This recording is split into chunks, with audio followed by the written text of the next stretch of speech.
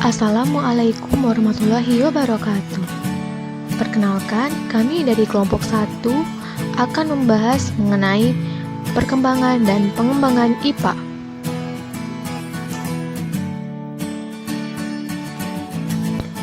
Akal manusia selalu berkembang dan informasi yang diperoleh disimpan dan diajarkan kepada generasi berikutnya. Penambahan informasi yang baru menyebabkan pengetahuan terus berkembang. Kemudian pengetahuan itu disusun dan diklasifikasikan menjadi ilmu pengetahuan. Ilmu pengetahuan terus berkembang ke arah yang lebih sempurna karena sifat keingintahuan manusia terhadap segala sesuatu. Pengetahuan sendiri terbagi jenisnya menjadi dua, yakni pengetahuan non-ilmiah dan pengetahuan ilmiah. Pengetahuan ilmiah adalah ilmu yang diperoleh dan dikembangkan dengan mengolah atau memikirkan realita yang berasal dari luar diri manusia secara ilmiah, yakni dengan menerapkan metode ilmiah. Misalnya, kumpulan pengetahuan mengenai suatu hal tertentu yang merupakan kesatuan yang sistematis dan memberikan penjelasan yang sistematis dan dapat dipertanggungjawabkan dengan menunjukkan sebab-sebab hal atau kejadian itu. Sedangkan pengetahuan non-ilmiah ialah hasil serapan indera atau hasil intuisi terhadap pengalaman hidup yang diperoleh dari keadaan lingkungan sekitar yang tidak perlu dan tidak mungkin diuji kebenarannya ataupun dikembangkan menjadi pengetahuan ilmiah. Misalnya pengetahuan nenek moyang tentang adanya jin penunggu pohon beringin di sudut jalan atau keampuhan jimat warisan leluhur. 4 syarat pengetahuan ilmiah. Sebuah pengetahuan ilmiah memiliki 4 syarat yang harus dipenuhi agar dapat disebut sebagai pengetahuan ilmiah. Yang pertama ialah objektif, berarti sesuai dengan objeknya. Yang kedua, metodik, berarti diperoleh dengan cara tertentu, teratur, dan terkontrol. Yang ketiga, sistematik, berarti tersusun dalam suatu sistem, tidak berdiri sendiri, merupakan satu kesatuan yang utuh, saling berkaitan, dan saling menjelaskan. Yang keempat, berlaku umum, berarti dengan cara eksperimentasi yang sama, maka akan memperoleh hasil yang sama pula. Perkembangan IPA. Perkembangan ilmu pengetahuan sampai abad 15 berlangsung lambat, karena perkembangan pengetahuan manusia terbatas dalam pseudosains, mitos, dan logika. Pada abad 15 sampai 16, periode ini merupakan awal ilmu pengetahuan alam sekarang dan adanya sistem heliosentris, liberalisme, dan penemuan alat bantu. Pada abad 16-19, ilmu pengetahuan alam sudah lebih berkembang. Hal ini dipacu pula dengan adanya revolusi industri, penemuan mesin modern seperti mesin uap, kertas, cetak, dan lain-lain, serta penemuan alat bantu yang lebih baik. Kemudian, sejak abad ke-19 sampai sekarang, perkembangan alat riset sudah lebih canggih dan dikenal pula sebagai abad IPA modern. Didukung pula dengan telaah mikroskopik, penemuan anomali teori sebelumnya, dan pengembangan konsep-konsep baru yang lebih modern. Pada saat ini, perkembangan ilmu pengetahuan alam bersifat analisis tinggi dan menggunakan abstraksi yang dalam. Lingkup dan pengembangan IPA.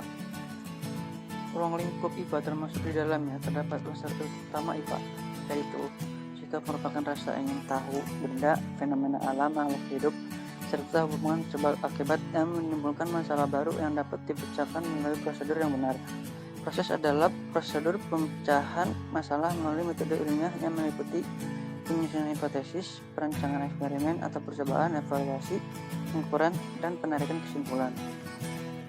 Yang ketiga, produk dapat berupa fakta, prinsip, teori, dan hukum. Yang keempat, aplikasi adalah penerapan metode ilmiah dan konsep IPA dalam kehidupan sehari-hari. Sebagai bidang ilmu, IPA juga harus memiliki permasalahan dan objek kajian, metodologi atau cara mengkaji dan hasil kajian. Perkembangan yang semakin cepat menyebabkan IPA dipecah menjadi sains hayati atau biologi dan sains fisik, yaitu fisika dan kimia, yang selanjutnya diklasifikasikan menjadi berbagai disiplin ilmu. Perkembangan ilmu yang terus-menerus dan begitu cepatnya, terutama mulai awal abad ke-20 yang menyebabkan klasifikasi ilmu berkembang ke arah disiplin ilmu yang spesifik. Perkembangan tersebut adalah disiplin ilmu menjadi subdisiplin, subdisiplin menjadi spesialisasi tertentu, dan spesialisasi tertentu menjadi fokus ilmu atau yang lebih spesifik.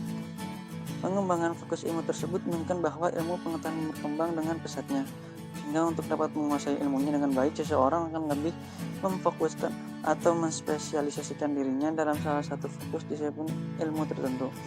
Sejalan dengan itu juga muncul ilmu multidisiplin baru sebagai lanjutan dari munculnya fenomena baru yang tidak mungkin ditelaah hanya dari satu disiplin ilmu tertentu saja, baik inter maupun antar disiplin ilmu.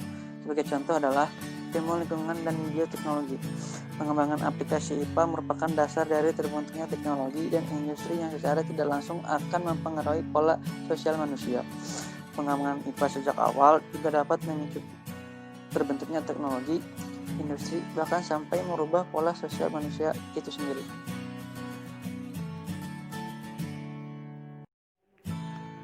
Langkah operasional metode ilmiah. Salah satu syarat ilmu pengetahuan adalah pengetahuan itu harus diperoleh melalui metode ilmiah. Jadi, cara memperoleh pengetahuan ini menentukan apakah pengetahuan itu termasuk ilmiah atau tidak. Langkah-langkah operasional untuk metode ilmiah ini adalah: yang pertama, observasi. Observasi yaitu menggali dan menemukan masalah melalui usaha eksplorasi sumber daya. Setelah ditemukan masalah, berdasarkan hasil observasi, maka akan ada sesuatu yang berbeda antara kenyataan dengan harapan. Ini disebut dengan masalah, sehingga dilanjutkan untuk tahap perumusan masalah. Yang kedua, yang dimaksud dengan masalah ini adalah pernyataan apa, mengapa, ataupun bagaimana tentang objek yang diteliti.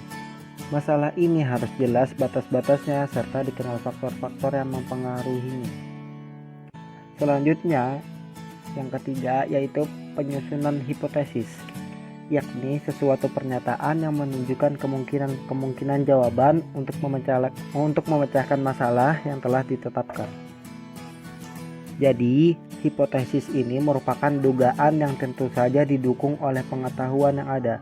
Hipotesis ini sering disebut juga sebagai jawaban sementara dari permasalahan yang harus diuji kebenarannya dalam suatu observasi atau eksperimentasi. Nah, yang keempat, pengujian hipotesis atau eksperimen, yaitu berbagai usaha pengumpulan fakta-fakta yang relevan dengan hipotesis yang telah diajukan, untuk memperlihatkan apakah terdapat fakta-fakta yang mendukung hipotesis tersebut atau tidak.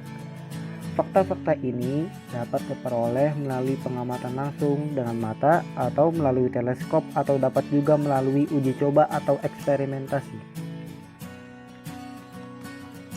Dan yang terakhir adalah penarikan kesimpulan yang didasarkan atas penilaian melalui analisis dari fakta-fakta atau data untuk melihat apakah hipotesis yang diajukan itu diterima atau tidak.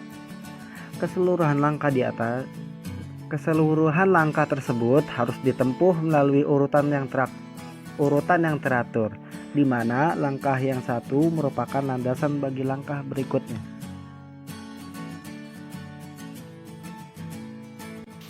Keunggulan dan keterbatasan metode ilmiah. Metode ilmiah memang menawarkan umat manusia tentang ilmu-ilmu yang dapat diuji kebenarannya. Namun, metode ilmiah juga memiliki keunggulan dan keterbatasannya sendiri. Keunggulan metode ilmiah diantaranya mencintai kebenaran yang objektif dan bersikap adil, menyadari bahwa kebenaran itu tidak absolut. Hal ini akan mendorong manusia secara terus-menerus mencari kebenaran baru, membimbing manusia untuk berpikir secara rasional.